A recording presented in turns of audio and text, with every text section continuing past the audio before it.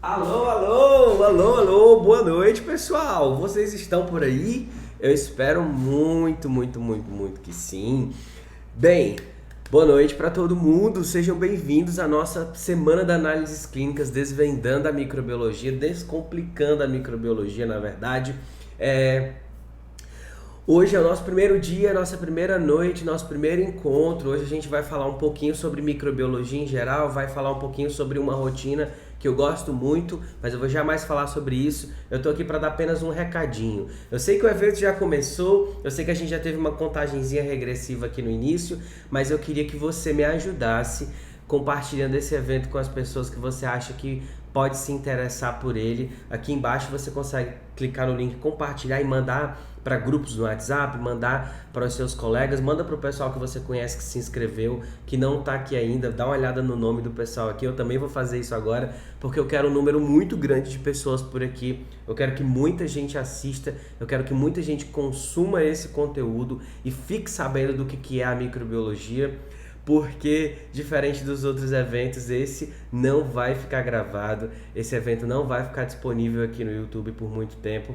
Então eu queria muito que todo mundo pudesse assistir junto comigo, porque eu vou estar aqui comentando, vou estar conversando com vocês enquanto a gente vai tendo aula. Então eu vou colocar um cronômetro de 1 minutinho apenas para que você faça 3 coisas muito importantes. Você sabe que nada no seu corpo funciona sem água, então pegue a sua água para que você possa se hidratar e para que você não possa sair da frente do computador ou da frente do celular um só segundo.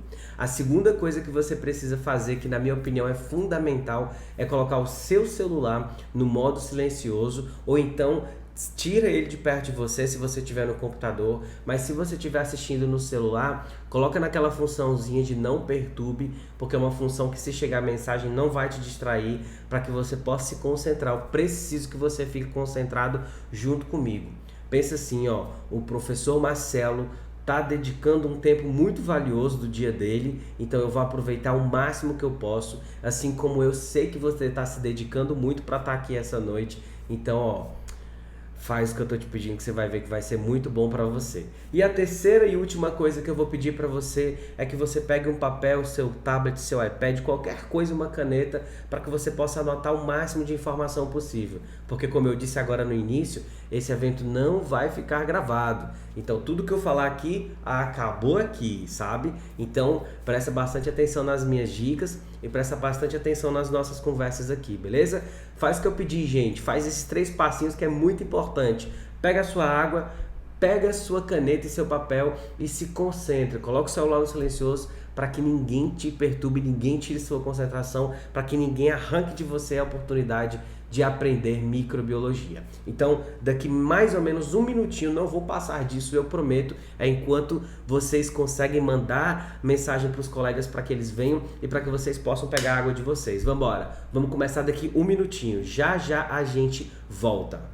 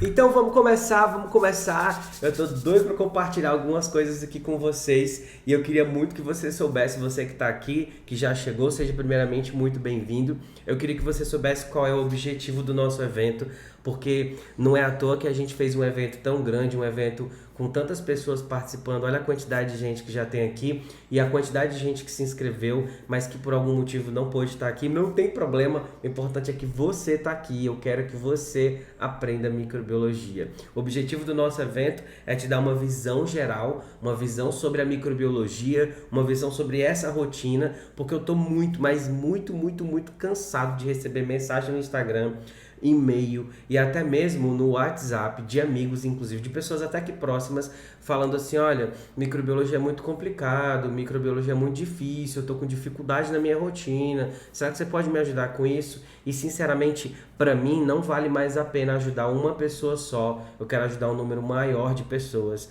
e é por isso que eu fiz esse evento, para que eu possa descomplicar a microbiologia na tua vida. Esse evento é para que você possa entender que durante essas 3 aulas, para quem não sabe, esse evento vai ter 3 aulas. Hoje é a primeira aula, na quarta e na quinta é a segunda e terceira aula, respectivamente. Então a nossa aula vai ser hoje, dia 19, no dia 21, que é na quarta, e no dia 22, que é na quinta, beleza? Não temos aula na terça-feira, presta atenção para você não perder e não voltar aqui amanhã e não ter aula, beleza? Não esquece. Por que eu fiz 3 aulas? Porque eu queria que você conseguisse acompanhar um raciocínio mais longo e você conseguisse entender de fato o que a microbiologia pode fazer por você, o que a microbiologia pode ser de diferente, tá bom?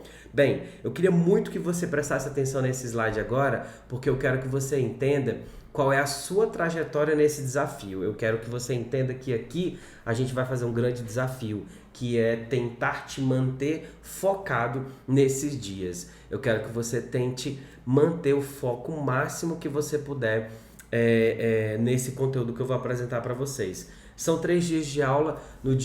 Hoje a gente vai falar sobre microbiologia num aspecto mais geral, mas nós vamos já começar com as infecções urinárias, e eu escolhi esse tópico, obviamente, porque é muito comum a urocultura e muitos laboratórios trabalham só com a rotina da urocultura, e foi por isso que eu escolhi. No dia 2, ou seja, a aula 2, que é na quarta, dia 21, não esqueçam, a gente vai falar sobre as infecções hospitalares e o risco da resistência aos antimicrobianos, tá? Sempre às 20 horas, esse é o nosso horário de aula. E no dia 3, a gente vai falar sobre o oportunismo fúngico e o risco das infecções em pacientes imunocomprometidos. Nós sabemos que as infecções fúngicas são muito importantes e hoje, depois da pandemia, o número de infecções oportunistas só tem acontecido, né? E em um número muito alto, então a gente precisa ficar muitíssimo atento a isso. Lembrando que a aula 3 vai ser na quinta-feira, dia 22, não vai perder, tá bom? E como que eu pretendo fazer com que você aprenda microbiologia nessas 3 aulas? Aprenda o máximo de coisas que eu sei da minha rotina. Eu quero te oferecer a oportunidade de aprender com a minha experiência. Eu quero que você receba o meu conhecimento por meio da minha prática, do tempo que eu tenho de bancada e hoje como assessor em microbiologia. Esse evento é um oferecimento da Microlab. A Microlab é uma empresa que presta assessoria em microbiologia. O nosso objetivo é implantar, ajudar na gestão, ajustar a gestão também dos setores de microbiologia, e a gente tem muita experiência com isso. E aí você pode se perguntar quem é você para tentar me ensinar microbiologia, e eu vou te contar um pouquinho sobre a minha experiência para que isso possa ser mais confortável para você e para que você abra o seu coração e queira aprender microbiologia comigo. Beleza? Como vocês estão vendo aqui no slide, meu nome é João Marcelo Oliveira, eu sou biomédico, microbiologista e eu tenho uma formação tanto acadêmica quanto uma formação profissional, ou seja, uma formação prática de bancada em microbiologia. Bem, eu formei em biomedicina em 2012, logo depois eu entrei em mestrado, especialização, e toda a minha carreira foi focada no aprendizado, na forma de desenvolver o aprendizado. Por quê? Porque eu sempre soube que eu seria professor. Mas eu não deixei de praticar, eu não deixei de sair para pegar experiência na bancada, e foi exatamente isso que eu fiz. Quando eu me formei, eu logo comecei a trabalhar, e por meio de estágios também durante a graduação, porque a minha graduação foi toda feita dentro de estágio. Eu fiz o curso de graduação e também fiz estágio concomitantemente, e logo quando eu saí eu tive a oportunidade de poder começar a trabalhar, tive a oportunidade de começar a integrar uma equipe, e hoje eu sair da rotina laboratorial para estar com vocês dentro desse processo de aprendizado. Eu aprendi na prática o que eu precisava, eu absorvi a experiência da bancada e hoje eu estou aqui compartilhando com você a experiência da bancada por meio de um evento online. Olha que legal, hoje a gente tem a capacidade de fazer isso. O meu mestrado foi em Ciências da Saúde, foi um mestrado totalmente focado na microbiologia, em especial nas infecções fúngicas, e é por isso que eu vou falar no último dia sobre as infecções fúngicas, especialmente criptococose, né, que é uma infecção oportunista muitíssimo importante. Tem uma coisa que eu gosto de falar que é especialista em ensino. Eu tive a oportunidade de fazer uma especialização muito legal em docência e em educação superior e outra em educação à distância, então isso me deu uma condição muito maior de saber cobrar com qualidade. E logo em seguida eu acabei fazendo um curso de gestão em saúde. Isso trouxe para mim como que eu posso dizer? Uma visão muito maior dos sistemas de saúde, e quando eu estava trabalhando nesses sistemas eu pude compreender o quanto que ele tem dificuldade de ser gerenciado. Então eu queria de alguma forma mudar essa realidade, e eu entendi que a forma de mudar essa realidade é por meio da educação, não tem outra forma, beleza? Outra coisa, eu sou professor universitário e coordenador do curso de graduação de biomedicina de uma faculdade que eu trabalho aqui. Além disso, eu também sou professor e coordenador do curso de pós-graduação dessa mesma faculdade. A pós-graduação chama Patologia Clínica Humana, então é um curso de análises clínicas bem direcionado, um curso de análises clínicas bem bom, inclusive, porque o nosso foco é exatamente esse, fazer com que as pessoas aprendam análises clínicas de um modo a aplicar na realidade, a praticar e aplicar na realidade. O que eu quero que você saia daqui craque, ciente, né? O que é que eu quero? Eu quero que você saia ao final dessa semana com oportunidades melhores, e além disso, com a possibilidade de escolher melhores oportunidades, de buscar novos caminhos, de interagir de uma forma diferente, de poder conversar e ter capacidade de conversar com um profissional de outra área, por exemplo, seja ele médico ou não, porque vocês sabem que o médico ele tem uma curiosidade muito grande, e às vezes ele quer saber como que o exame foi feito, e será que esse exame não está errado, e muitos analistas clínicos têm medo disso, têm medo dessa interação, né? E não precisa ter. Vocês têm que entender que o médico ele não é inimigo de ninguém, ele só quer compreender o processo para ter confiança no teu resultado. Então você não precisa ter medo do teu resultado. É isso, é uma das coisas que eu quero, é que você aprenda a não ter medo do seu resultado. E quando você não tem medo do seu resultado, não tem medo do que você libera e nem dúvida disso, sabe o quanto que aquilo está certo, você se torna um profissional acima da média. É por isso que eu sempre falo. E quando você é um profissional acima da média, porque você ganhou segurança, porque você conseguiu fazer, digamos que a tua fama dentro do hospital, dentro do laboratório, você conseguiu fazer o teu nome acontecer ali, você vai ganhar mais segurança, vai conseguir solucionar mais problemas, e a rotina do laboratório não vai ser um problema para você. E isso é um diferencial muito grande na nossa vida enquanto profissional do laboratório, enquanto profissional que almeja, na verdade, melhores condições de trabalho e melhores salários, inclusive. Eu não posso dizer para você que você vai simplesmente sair aprendendo coisas e não vai ganhar mais. Eu não posso falar isso. Hoje eu ganho um pouco melhor do que eu ganhava no início. Por quê? Porque eu adquiri experiência e muitas vezes eu pude escolher e trabalhar com oportunidades. E eu acredito que essas oportunidades podem chegar para você também.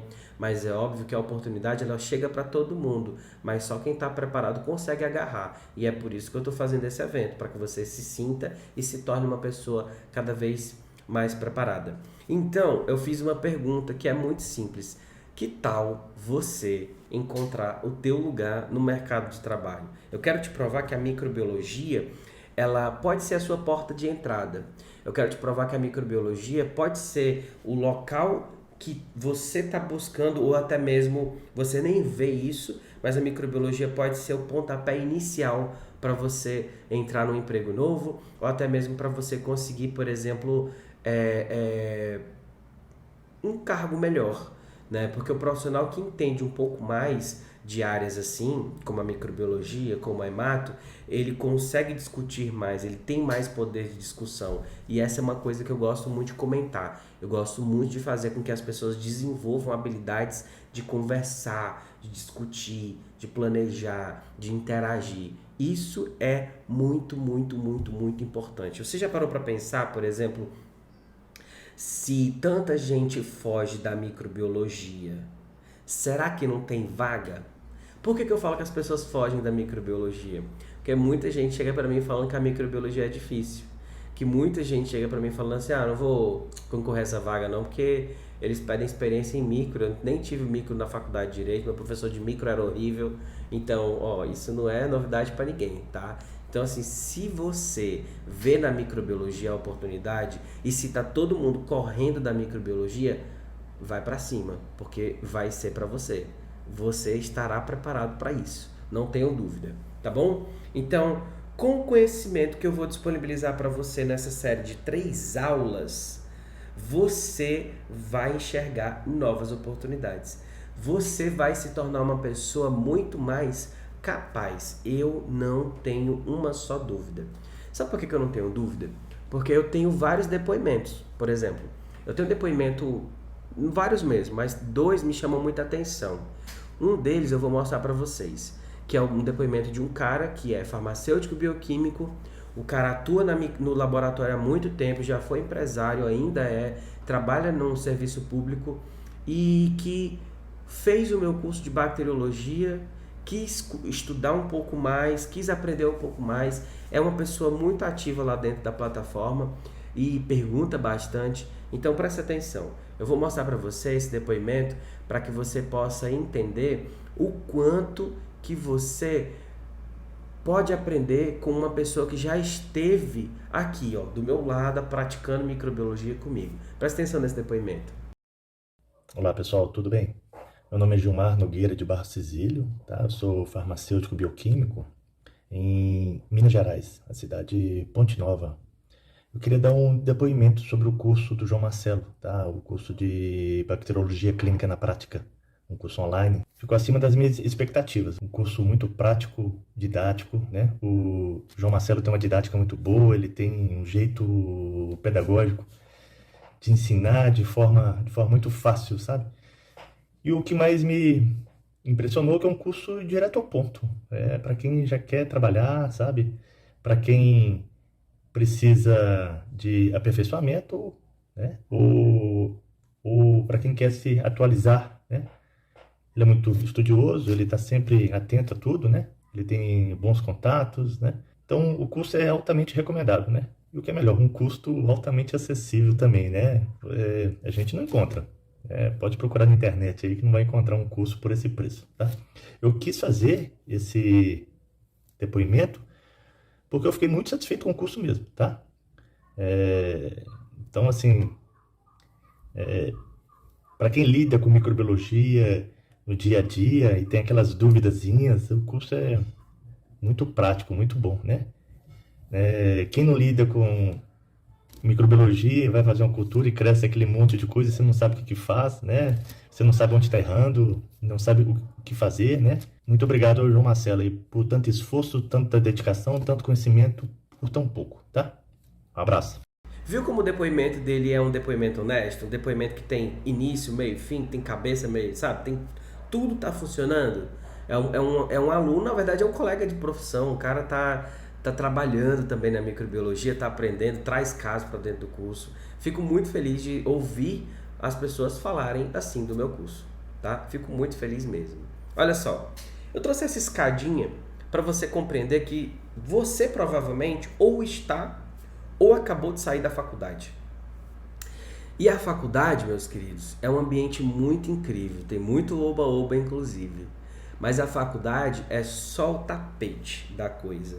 A faculdade é aquele momento em que todo mundo te ensina um bocadinho de cada coisa, um bocadinho de cada coisa, né? Ensina um pouquinho daqui, um pouquinho dali, para você ter uma visão geral sobre tudo. Né? Você estuda um pouco da hemato, um pouco da imuno, e as faculdades hoje elas pecam.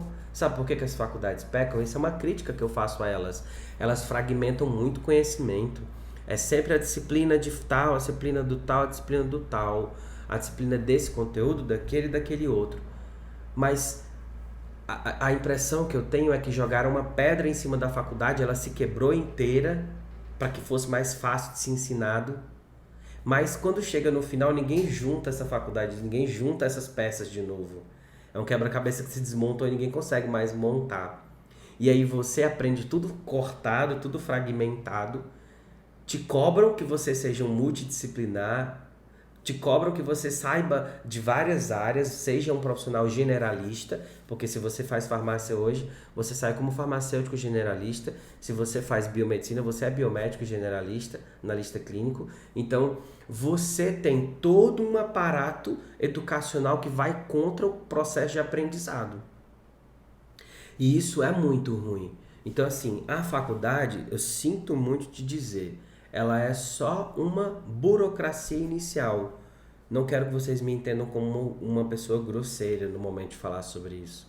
Eu quero que vocês entendam isso como uma crítica, tá bom? Por quê? Por que eu falo isso? Gente, a quantidade de pessoas que fazem meu curso de bacteriologia clínica na prática, que são graduados, que são mestrandos e que são doutorandos, não é pequena. Eu tenho aluno de mestrado, eu tenho aluno de doutorado que fazem o meu curso de micologia, por exemplo, porque não tiveram assuntos básicos dos meios de cultura. Que de básico, na verdade, não tem nada, mas eles não viram nada daquilo na graduação e na pós-graduação ninguém fala mesmo. Fica por conta da pessoa aprender, sabe? Então, olha o quanto que esse conhecimento da faculdade, do mundo acadêmico em geral, é fragmentado. A pessoa sai da faculdade e vai fazer um mestrado sobre a proteína da cápsula de uma bactéria que ele nem sabe que causa doença. Nem sabe que doença que causa. Nem sabe que mudou de nome aquela bactéria. É difícil, viu? E aí chega um monte de gente querendo consumir o meu conteúdo lá no Instagram ou aqui no YouTube, que é um conteúdo gratuito de qualidade. Eu não posso dizer que não é, né? Seria hipocrisia se eu falasse, meu conteúdo não é muito bom. Gente, meu conteúdo é um conteúdo bom. É um conteúdo que dá pra você aprender, sabe? E aí você participa de eventos e você chega nesse evento aqui e aprende ainda mais. Aí você chega no curso e aí esse curso, nesses cursos que você faz, por exemplo, online, cursos até mesmo dentro da própria faculdade, eles podem te ajudar. Só que aí tem uma coisa que eu vou te falar lá nos outros dias de aula, especialmente no último dia, que vai te clarear muito para que você possa garantir o seu lugar, a sua vaga no mercado de trabalho, para que você possa conseguir, por exemplo, pensar assim, olha, porque eu fiz isso, eu estou aqui. E aí, meus amigos, eu queria que vocês entendessem que a oportunidade, a hora de você aprender microbiologia chegou. Eu queria que você comentasse aqui embaixo falando se você está pronto ou não. Comenta aí que eu quero ver. Fala assim, Marcelo, eu tô pronto, cara, vambora, vamos começar. Eu tô disponível para aprender microbiologia. E eu quero compartilhar coisas importantes com vocês. A microbiologia ela é tão importante, ela é tão fundamental que a medicina mudou por conta da microbiologia. Vocês vão ver. Vamos embora para a nossa aula. Vamos lá, presta atenção. Nesse primeiro slide dessa primeira aula que eu preparei para vocês, hoje é o dia 1, então a gente está falando sobre a introdução, a gente vai introduzir um pouquinho a microbiologia e vai falar sobre a urocultura já já, mas eu queria que você entendesse que a descoberta dos micro-organismos ela deu uma guinada diferente na história da humanidade.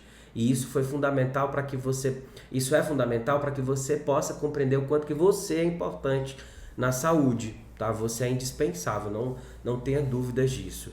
Quando a gente fala de doenças, né? Quando a gente fala de doenças infecciosas, e eu não estou falando somente das infecciosas causadas por bactérias, obviamente, mas a grande maioria das doenças que aconteceram no mundo, na história da humanidade, foram doenças causadas por bactérias.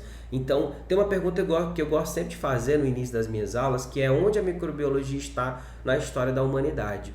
Então eu vou mostrar para vocês onde a microbiologia está neste exato momento e onde ela esteve lá no passado, para que você possa compreender que em todos os passos que a humanidade deu, a microbiologia esteve, né? Só para você ter uma ideia, nesse slide eu aponto algumas das principais epidemias ou pandemias que aconteceram por micro-organismos de modo geral. Algumas doenças aconteceram por bactérias, como a Yersinia pestis, por exemplo, da peste negra, e outras por vírus, mas eu vou comentar aqui por cima algumas delas, mas vou dar um foco nas doenças que aconteceram por bactérias, já que o nosso evento tem um foco na bacteriologia. Pensa aqui comigo. 3.000 anos antes de Cristo, alguns estudiosos conseguiram concluir que por terem encontrado várias formas irregulares na China, né, gente? Tem um povoado na China em que eles encontraram vários... Eles têm cemitérios assim como a gente, mas eles começaram a perceber uma certa falta de padrão na forma como eles estavam enterrando as pessoas.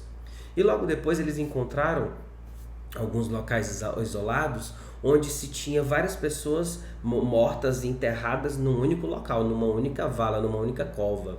E isso passou, os cientistas que estavam trabalhando nesses casos, eles começaram a entender que, parece que não houve tempo de enterrar as pessoas, de fazer o culto do enterro, como se é tradicional no mundo, né? Isso foi 3.000 anos antes de Cristo. Então, a evolução, o tempo foi passando e nós tivemos outras doenças. Nessa, por exemplo, de 3.000 anos de Cristo, a gente não sabia muito bem quem causou, não sabe na verdade, né?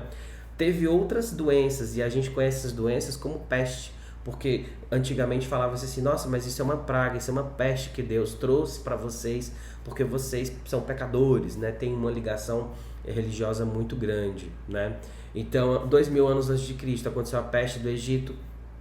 450 antes de Cristo aconteceu a epidemia de Atenas, onde foi dizimada uma parte da população de Atenas, onde um barco vindo da Etiópia, né, acabou trazendo uma bactériazinha, eu já falar sobre ela de novo, e essa bactériazinha atingiu as pessoas que trabalhavam no porto e atingiu as familiares dessas pessoas e foi adentrando nas cidades e matando pessoas. Porque quando a gente tem um processo de globalização acontecendo, a gente tem o quê? Né? A possibilidade de micro-organismos de locais diferentes acontecendo e fazendo parte, passando a integrar novas sociedades que não estavam preparados para esses micro-organismos e que acabam adoecendo, né? Então esse processo é muito importante. Mas aqui, dentre essas, tem várias outras. A peste justiniana, a epidemia...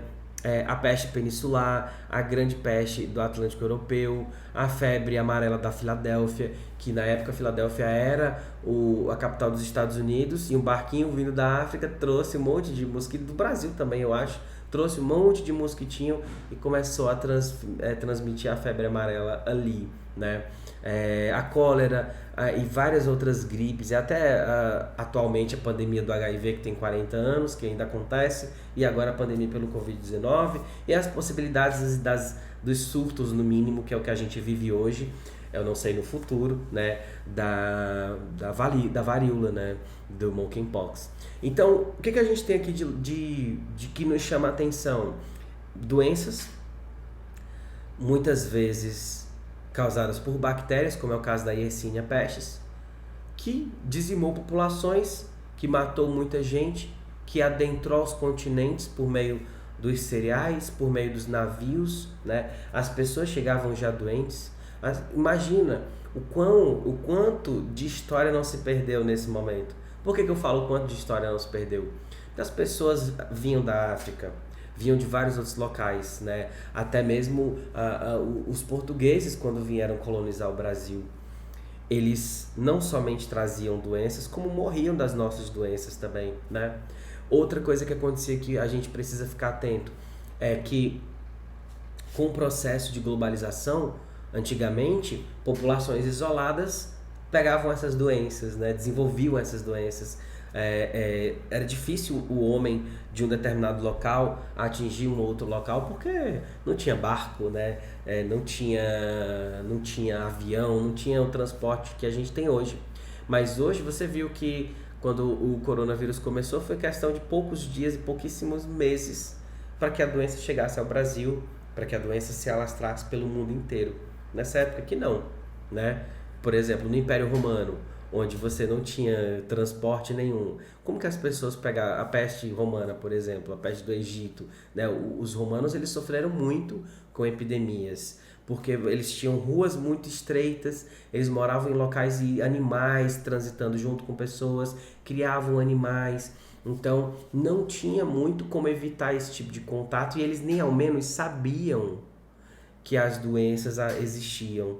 Eles sempre tinham um pensamento de quê? De que isso é uma praga, isso é uma peste e que Deus mandou isso para castigar as pessoas que eram muito pecadoras, que tinham, que eram pecadoras, que de alguma forma elas estavam indo contra a vontade de Deus, né? Então isso era um processo extremamente doloroso para as pessoas entender isso, né? Então assim, a história conta que muitas pessoas morriam, muitas pessoas eram enterradas juntas, você via animais e pessoas dividindo o mesmo espaço. Para eles, o ápice é quando os ratos começavam a morrer na peste negra, por exemplo. Na peste negra, quando eles encontravam ratos mortos, os ratos mortos eram os primeiros indícios de que as pessoas já iam começar a morrer também.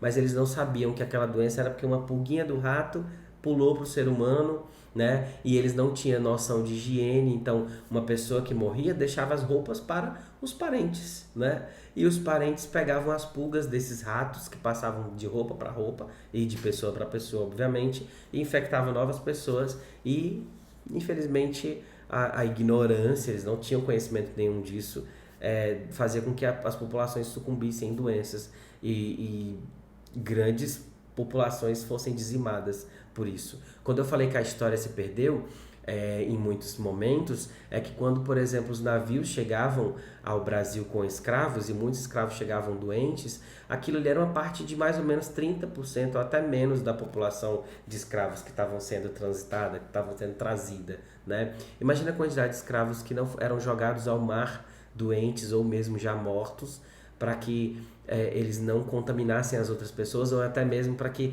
eles já não ia ter função, não ia servir aquela pessoa, já tinha morrido, então vamos jogar ela no mar. Isso aconteceu muito. Então, o caminho, né, esse nosso oceano, ele é cheio de história que a gente não conhece e provavelmente não conheceremos, né? Assim como um avião que se perde e a história tá lá. A gente não tem como chegar tão profundo assim, né?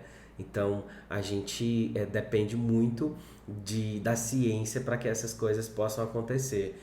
Antigamente, quando essas doenças aconteciam, você veja que essa imagem ela é incrível. Ela traz muita informação importante, né? Que informações são essas?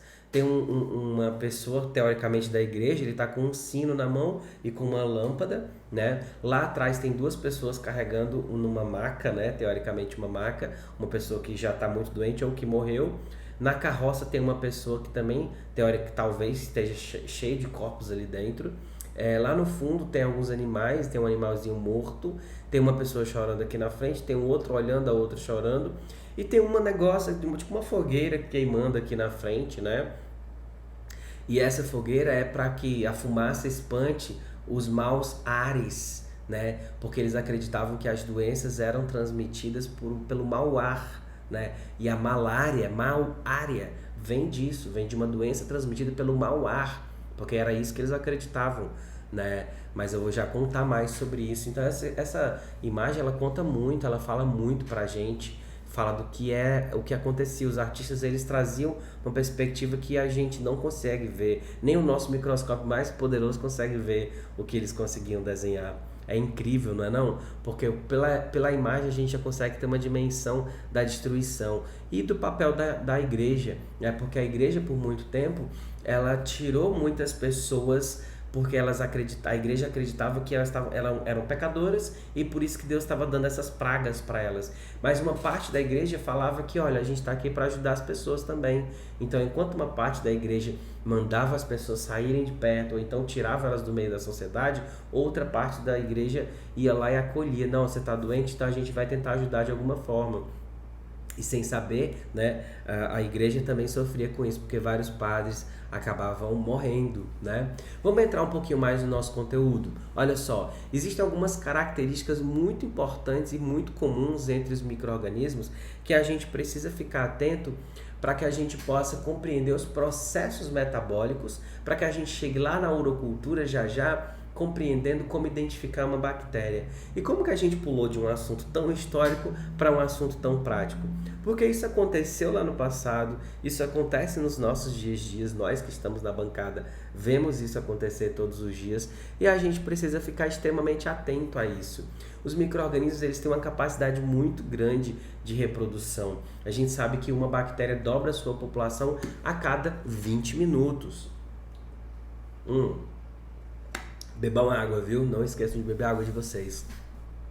Assim como é importante a gente compreender também a capacidade de ingestão, de assimilação de carboidratos, de descarboxilação de algum determinado aminoácido, para que aquela bactéria possa utilizar um determinado nutriente como fonte de carbono para a produção de energia, né? A capacidade que elas têm de utilizar essas substâncias visando o quê? Obter energia para crescer, crescer e crescer e crescer. A habilidade que elas têm de excreção e de produção de algumas toxinas, né? Algumas bactérias produzem toxinas muitíssimo importantes para a sobrevivência delas propriamente dita, a capacidade delas de reagir ou de se adaptar a alterações do meio ambiente, as bactérias esporuladas, por exemplo, e a própria suscetibilidade que elas apresentam, ou até mesmo a mutação que elas apresentam, para que elas consigam garantir sua sobrevida ao longo das gerações, né?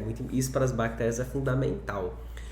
Existe uma coisa muito importante no metabolismo e no ritmo de crescimento, que é que a gente precisa compreender a base da vida dos micro-organismos, que nada mais são do que os aspectos que estão envolvidos entre a fisiologia, a genética e o metabolismo propriamente dito, né? Todas as características que uma bactéria carrega, ela vai descarregar essas características numa bactéria filha lá na frente. Então, se a bactéria trouxe a informação de resistência, lá na frente ela passa. Se ela trouxe a informação de que ela utiliza determinados nutrientes, daqui a pouco ela passa essas informações para a filha dela também. Então, isso é muito importante a gente perceber, porque é diferente dos fungos, né? A gente vai falar dos fungos lá no nosso terceiro dia. Os fungos, eles não crescem tão rapidamente quanto as bactérias, né? Os fungos, eles têm uma dificuldade de crescimento porque eles têm um aparato celular biológico muito maior. A gente sabe que fungo é eucarioto e bactéria é procarioto. E os fungos filamentosos, inclusive, eles são enormes quando comparados com uma bactéria. Então a gente consegue compreender o quanto que um fungo ele tem que rebolar literalmente para conseguir nutriente, para acabar crescendo, se desenvolvendo na natureza. Então assim, as bactérias elas crescem exponencialmente, eu falei sobre isso agora há pouco. E elas podem ter 100 gerações de uma espécie em menos de 24 horas.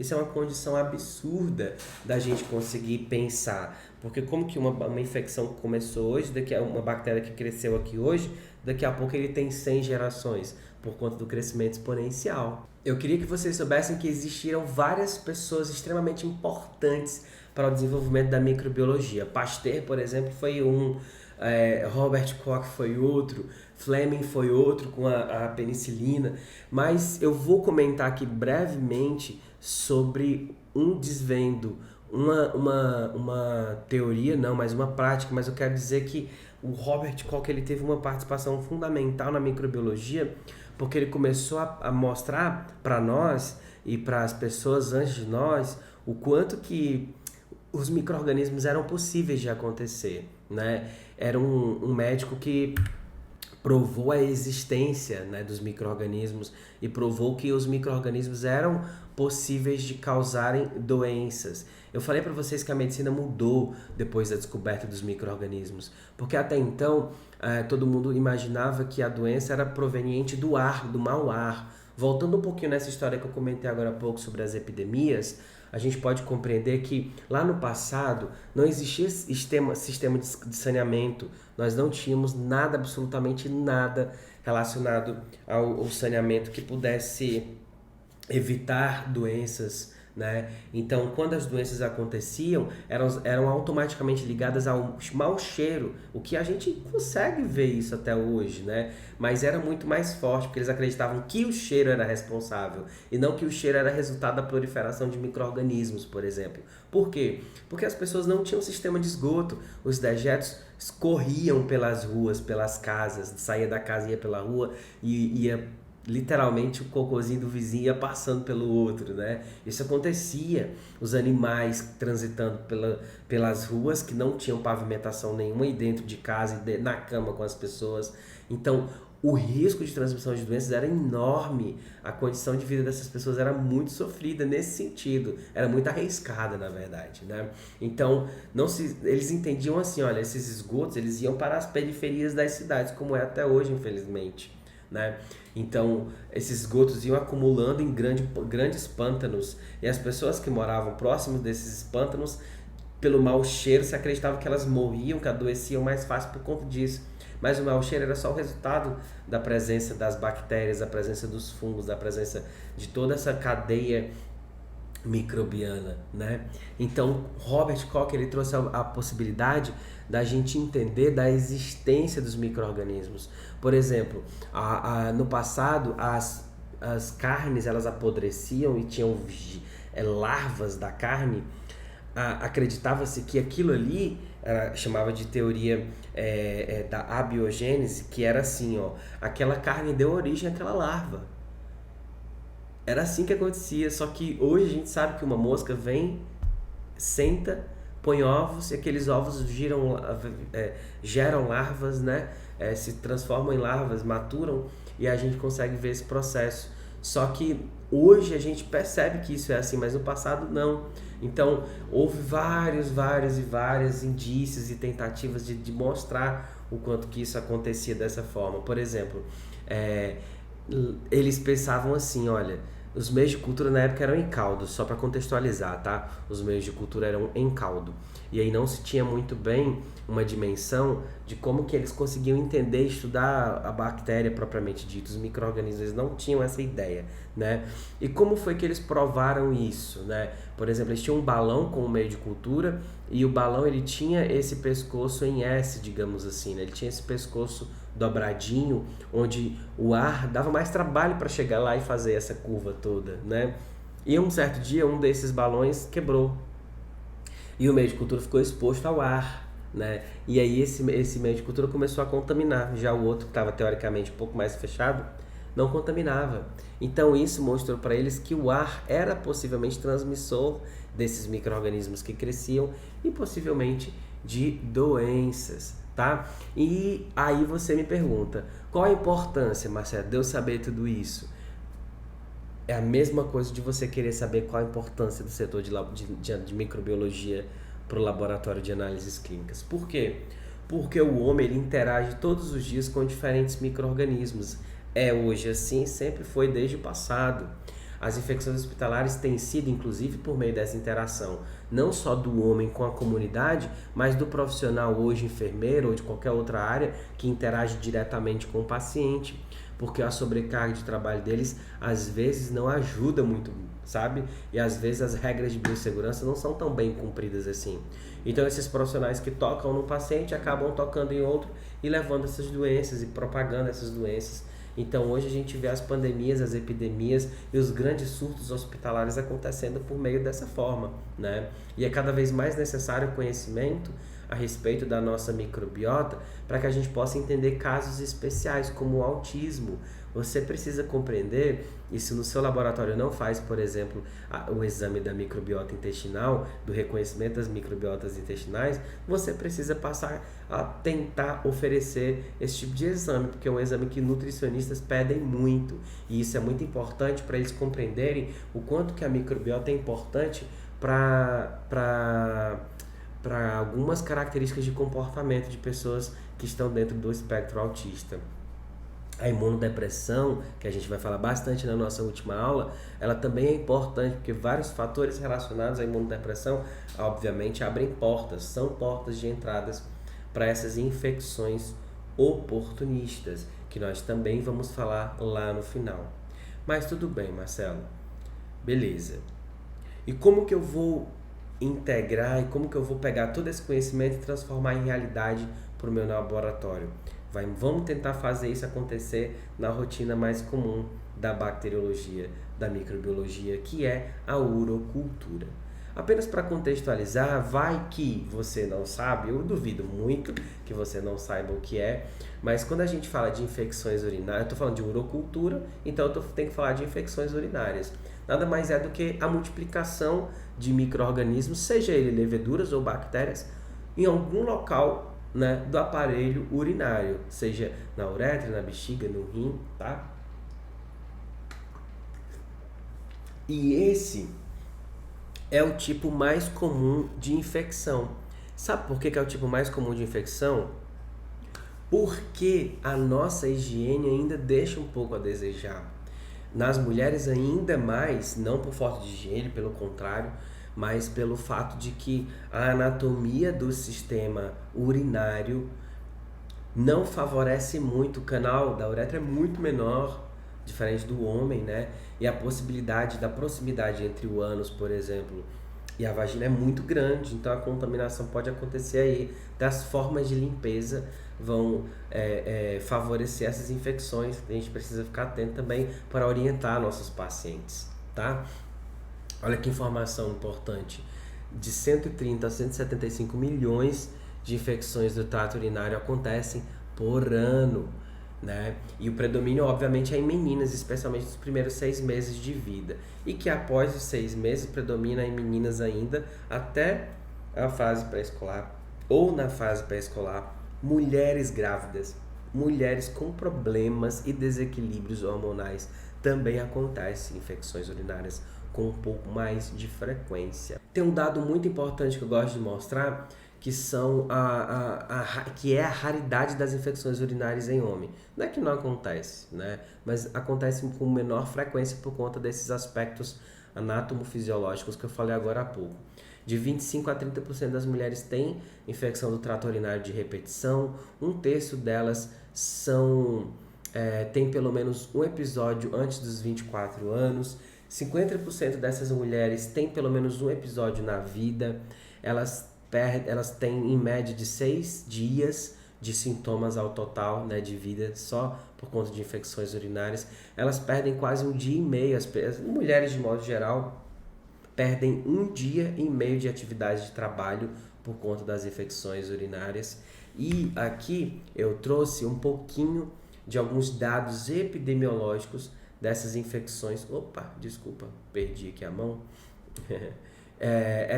Dessas infecções em ambiente hospitalar e em ambiente da comunidade. Comunidade é um ambiente que a gente vive, né? A minha casa, a minha igreja, a minha escola, meu trabalho aqui, mas são diferentes das infecções que acontecem em ambiente hospitalar, tá bom? A gente sabe disso. Olha só, as infecções na comunidade, quem são os principais agentes etiológicos? 80% delas são a Escherichia coli, né? Por quê? Muito comum você encontrar ela nas fezes. E por conta da limpeza, da higiene, da proximidade, você pode, inclusive, gente, é muito importante a gente mencionar a questão sexual, tá? Aqui, muitas pessoas tratam as infecções urinárias e querem colocar isso como uma doença, uma infecção sexualmente transmissível, que é possível, né, se imaginar assim. Por quê? Porque a gente pode pensar que o sexo desprotegido, especialmente o sexo anal, ele oferece esse tipo de risco. Afinal, onde tem mais Escherichia coli ou qualquer outra enterobactéria que não seja o ânus? Não tem. É lá onde o local dessas bactérias. É lá que é o habitat delas, tá? Então a gente precisa ficar atento a isso. 80% das infecções na comunidade são por Escherichia coli. Em segundo lugar, vem os Staphylococcus coagulase negativa e em terceiro lugar, né, basicamente empatado aqui na verdade, outras etiologias, como até mesmo candidíases, né, as infecções por cândida. Já no ambiente hospitalar, apenas 40% são as Escherichia coli, né, que são as infecções basicamente transmitidas de paciente a paciente por meio de manipulação profissional, digamos assim, tá bom? Outros bacilos gram-negativos, sejam eles fermentadores ou não, são responsáveis por 25% das infecções. E nesse momento aqui eu estou falando de quem? Das Klebsielas, né? As Klebsiella são muito comuns, causando infecções urinárias em ambiente hospitalar. Proteus, Pseudomonas, Acinetobacter, tá? Eles são extremamente comuns e é importante a gente ficar atento a esses dados aqui, beleza? Bem, vamos falar um pouquinho sobre o diagnóstico? Vamos falar um pouquinho sobre o quanto que é importante trabalhar no laboratório de modo ampliado, de modo a você olhar as coisas assim de forma mais ampla mesmo, sabe? Por que eu falo isso? Porque muitas vezes o médico não chega a pesquisar e não chega a pedir uma urocultura. Ele dificilmente vai pedir. Sabe por que ele não vai pedir? Porque muitas vezes ele consegue interpretar um EAS muito bem. E você que está no laboratório nem sempre sabe. Você às vezes coloca aquela tirinha e não sabe o que significa aquelas coisas. Por que o pH é mais ácido? Por que o pH é mais alcalino? Por que a presença de sangue? Por que a presença de cristal? O que talvez possa significar? O que essas coisas todas aparecendo tem significado? Qual é o significado de tudo isso? Todas essas informações, né? E aí você fica se cobrando, mas ele não pediu urocultura, então por que ele está dizendo que é a infecção urinária? Né? Existem coisas que... Primeira coisa que a gente precisa entender, gente, nós não somos médicos e a nossa habilidade é de desenvolver o diagnóstico laboratorial. O médico ele tem a habilidade de desenvolver o diagnóstico clínico e os aspectos clínicos são fundamentais, né? Se o paciente conta uma história, o médico vai usar o quê? A medicina baseada em evidências. Ele vai contar uma história que tem total relação com o que a maioria das pessoas que aquele médico atendeu vê. Então, se ele pede um EAS, que é um exame que sai rápido, e vê que ele tinha bactéria, que tinha cristal, que tinha outras coisas que apoiam a infecção urinária, você acha mesmo que ele precisa saber se a pessoa tem a Escherichia coli e qual o perfil de sensibilidade? Ele vai começar a tratar. Ele só vai pedir cultura, às vezes, quando aquilo ali não dá resultado, né? O que às vezes pode ser tarde, mas ele só vai fazer isso nesses momentos, tá bom? Então a gente precisa entender muito bem a fazer uma correlação entre os achados do sedimento urinário e da urocultura, porque na maioria das vezes quem faz é o mesmo profissional. Presta atenção, o que é importante observar no exame de sedimento urinário, né? E eu tô falando de sedimento urinário, mas eu tô falando também, na verdade, não é nem do sedimento, é do EAS como um todo, do tipo 1, do exame que você vai fazer físico-químico e microscópico, tá? Então, veja só, a esterase leucostária, se ela deu positiva, isso tem um significado clínico muito bom, porque se essa enzima é positiva, ela indica a presença de bactéria, indica atividade leucostária sobre micro-organismos, sobre bactérias. Se você tem nitrito positivo, as chances de você ter uma infecção por um bacilo gram-negativo já é altíssima, né? Altíssima. Mas quer dizer que se for coco não vai dar nitrito? Não, não vai. Alguns conseguem fazer isso, conseguem reduzir nitrato a nitrito, mas a grande esmagadora maioria não. Mas alguns conseguem. É por isso que olhar de forma ampla é importante, tá? Já vi infecção por enterococos dando nitrito positivo. Ok, perfeito. Mas não é comum, tá bom? A variação de pH é extremamente importante, né? pH muito alcalino, pH muito ácido tem significado clínico, vai ajudar a produção de cristais e os cristais vão se mostrar para a gente lindamente na sedimentoscopia e pelo odor da urina, aquele odor fétido, aquele odor amoniacal e até mesmo, por exemplo, urinas com cheiro um pouco ácido demais. Não é ácido o pH que eu tô falando, mas o cheiro da urina é um cheiro ácido. Um cheiro... Eu não sei explicar, mas quando a gente abre uma placa que é a urocultura daquele paciente, a gente sente o mesmo cheiro, a Escherichia coli, aquele cheiro bem ácido, sabe? Que chega a dar aquele negócio no nariz. Não é pra ninguém ficar cheirando placa não, tá? Tô só dando um exemplo que quando você abre a placa, o cheiro vem. Então o odor, as características físico-químicas são extremamente importantes. E aqui a gente precisa tomar cuidado, né, com os procedimentos antes daquela amostra chegar no laboratório para a gente. Para que você não possa, por exemplo, sofrer por falta de informação pré-analítica. Vou passar por isso aqui bem brevemente. Primeira coisa, o processamento precisa ser extremamente cuidadoso. Você não pode pegar a urina de pacientes hospitalizados, de utensílios, obviamente, hospitalares. O que é isso? Aquela comadre, aquele bico de pato que o pessoal usa para pacientes acamados, para fazer xixi. Você não pode fazer isso, não pode tirar dali, né? É muito perigoso, muito, muito, muito, muito mesmo. Você às vezes está colocando o paciente em risco fazendo isso, então não faça, tá? E obviamente quando você precisa fazer a coleta para urina, o ideal é que seja primeira urina da manhã, logo depois do primeiro jato, ideal para que você já consiga ver o que pode estar causando aquela infecção ali, tá? Mas é importante também ficar atento às orientações do laboratório e do médico, porque às vezes o laboratório ele desenvolve um protocolozinho legal e observa que naquela comunidade aquilo funciona muito bem. Então isso é joia, é plausível e é lindo demais de se ver o compromisso do laboratório quando fazem isso. Agora, meu filho, 99,98% dos laboratórios não fazem isso.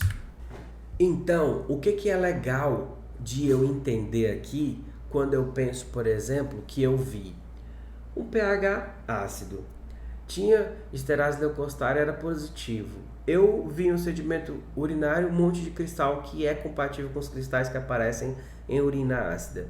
Ah, beleza, eu vou fazer cultura. Tá, beleza. O que deu na cultura? Vamos ver? Olha só.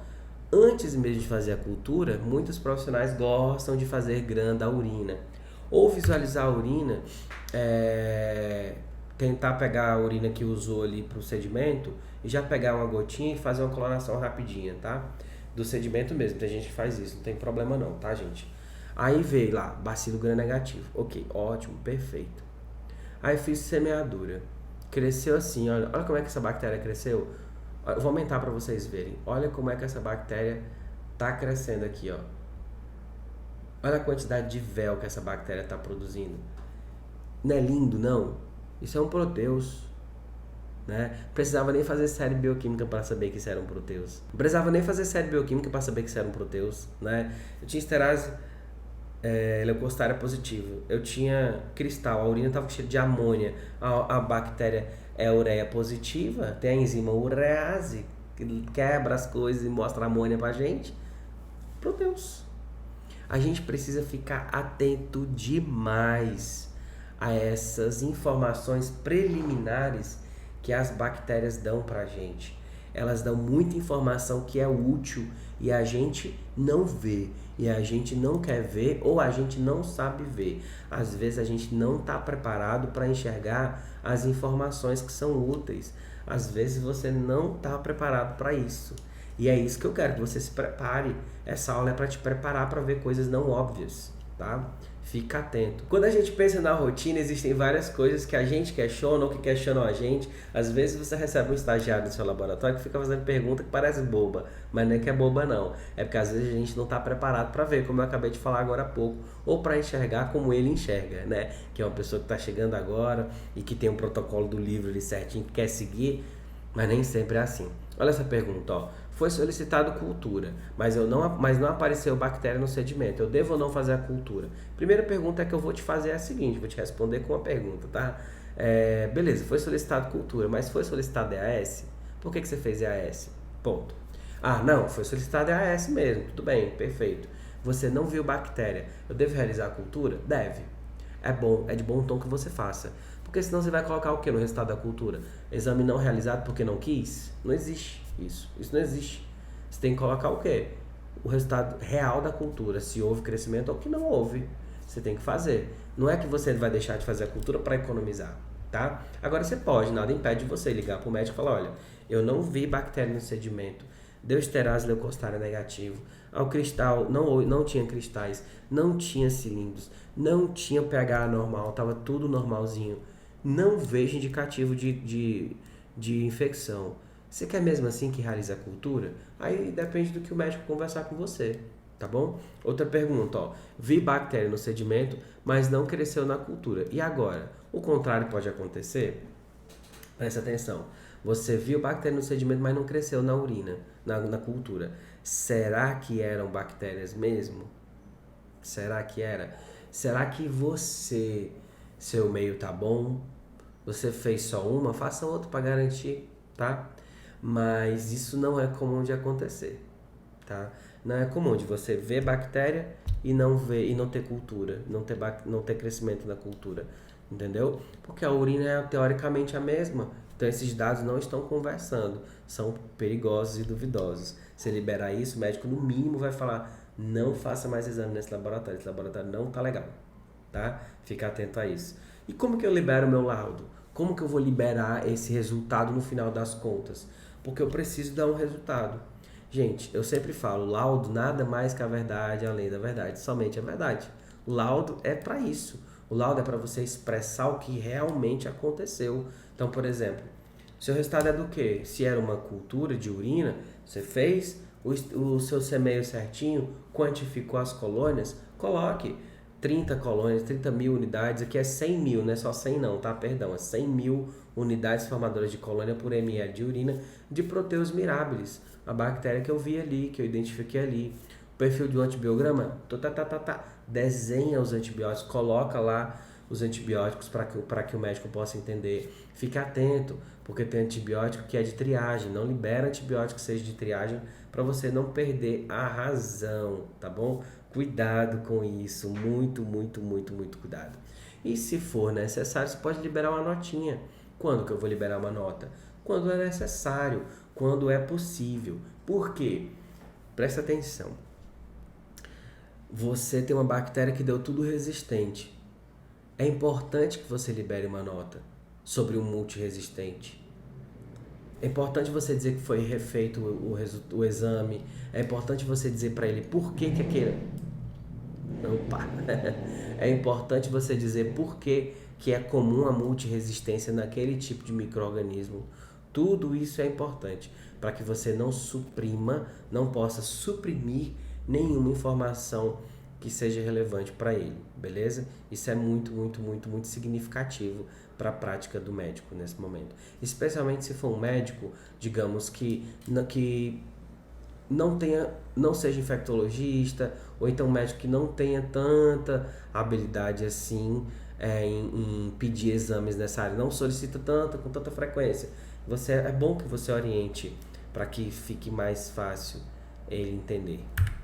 Então é isso, pessoal, hoje é só o começo, a gente está só literalmente começando a nossa semana de análises clínicas. Amanhã nós não temos um encontro, presta atenção no nosso cronograma, a nossa aula vai ser na quarta, dia 21, sobre as infecções hospitalares, e na quinta, dia 22, sobre as infecções fúngicas oportunistas. Beleza? Ativa as notificações aqui do canal para você não perder as 2 próximas aulas e vai lá no seu e-mail e favorita ele também para que os próximos e-mails não caiam na caixa de spam, na caixa de e-mails indesejáveis, porque eu sei que você vai desejar aprender microbiologia, beleza? O seu trajeto na microbiologia começou hoje e eu preciso muito que você se comprometa em acompanhar os 2 próximos dias. Você já sabe quais são. Nós não temos aula amanhã na terça, mas na quarta e na quinta a gente está aqui, dia 21 e 22. Beleza, já falei sobre isso. Eu queria que você entendesse que a microbiologia ela mudou minha vida e ela pode mudar a sua também.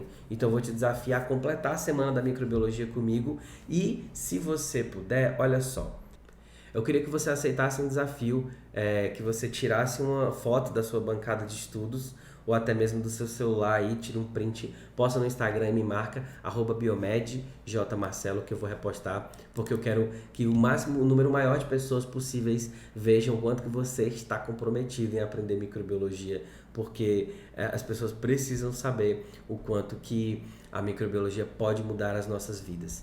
Só para lembrar, na quarta-feira nós vamos falar sobre as infecções hospitalares. Não esqueça de ativar o lembrete e de ir lá no seu e-mail e favoritar os e-mails para que você não possa perder, beleza? Nós nos vemos na próxima aula e eu vou a partir de agora aqui, olhar os comentários, já estou vendo aqui alguns, eu vou olhar todos os comentários e vou responder o máximo que eu puder, eu prometo.